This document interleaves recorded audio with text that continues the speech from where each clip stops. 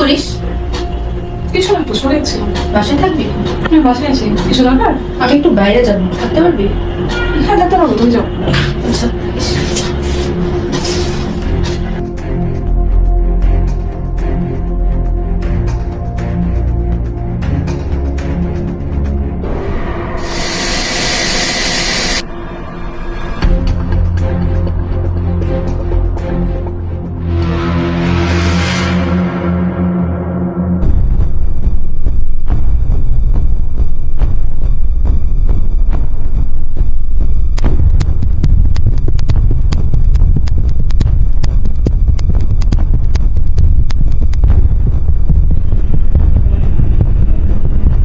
তুলি, এখানে কি করিস?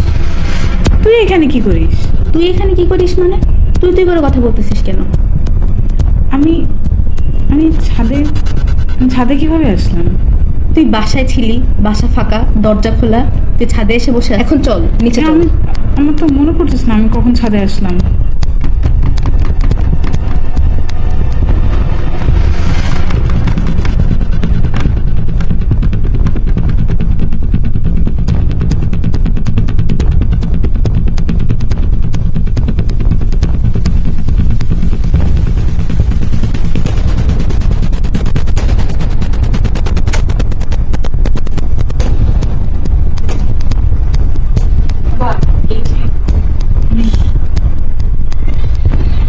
আমি এখানে কিছু একটা অস্তিত্ব টের পাচ্ছি।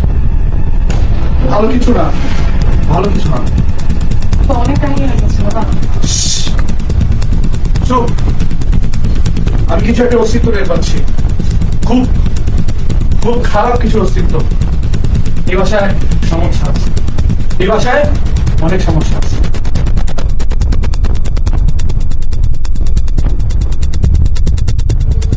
এই ঘরে অশরীরী যাই আছে তাতে পরিত্রাণের একটা মাত্র উপায়, পুরো ঘর বিপদযোগ্য করতে হবে। তার জন্য কিছু সরঞ্জাম আদি রাখতে পারে। কি প্রয়োজন বাবা? যা যাই লাগবে তার ব্যবস্থা আমি করতে পারবো, কিন্তু সমস্যা কিছু টাকা লাগবে সেগুলো ব্যবস্থা করতে। ভাইয়া, 20,000 টাকার প্রয়োজন। আমি ঘটনা খুলে বলছি।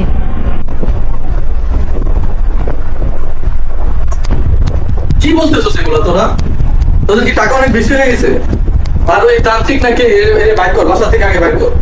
আর আমি আসতেছি, তারপর দেখা যায় কি করা যাবে। তুই কি করতেছো, টাকা করতেছো, আগে বাইক কর।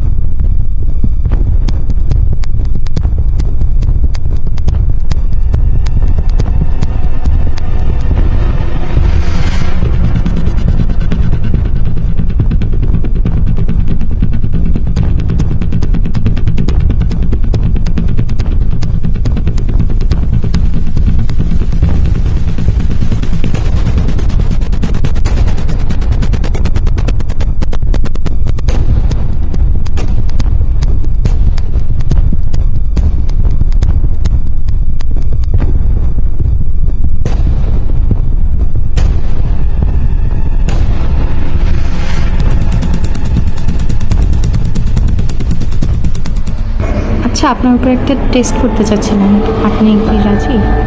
জি, আমি রাজি।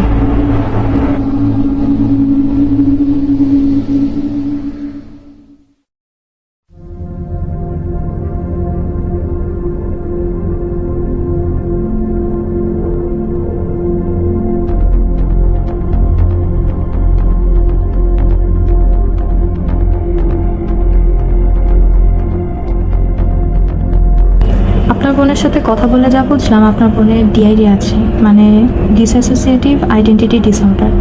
এটা একটা সাইকোলজিক্যাল প্রবলেম যেখানে একজন মানুষের একাধিক পার্সোনালিটি দেখা যায়। এটা বিভিন্নভাবে ট্রিগার হতে পারে। আপনার বোনের ক্ষেত্রে ঘুমকে এটা ট্রিগার করে, যা বুঝতে পারছি। এটা কি ঠিক হয় না? ওকে হিপনোটাইজ করার পর অনেক ঘটনাই জানতে পারলাম। আপনারা যেগুলোকে ভূতের ঘটনা মনে করছিলেন, সেগুলো আসলে ওর আরেক পার্সোনালিটির করা কাজ। সে নিজেই রাতে দরজা লক করে দিয়েছিল, এরপর সকালে উঠে দেখে যে দরজা বন্ধ। ও ওর ডুয়াল পার্সোনালিটি, এর সেলফ হার্ম করার প্রবণতা আছে। হাত কাটা বা ছাদে চলে যাওয়া এসব তার ওই পার্সোনালিটির কাজ। এখন আপনার উচিত হবে ওকে সময় দেওয়া, বিশেষজ্ঞর পরামর্শ নেওয়া এবং প্রপার মেডিকেশন ফলো করা।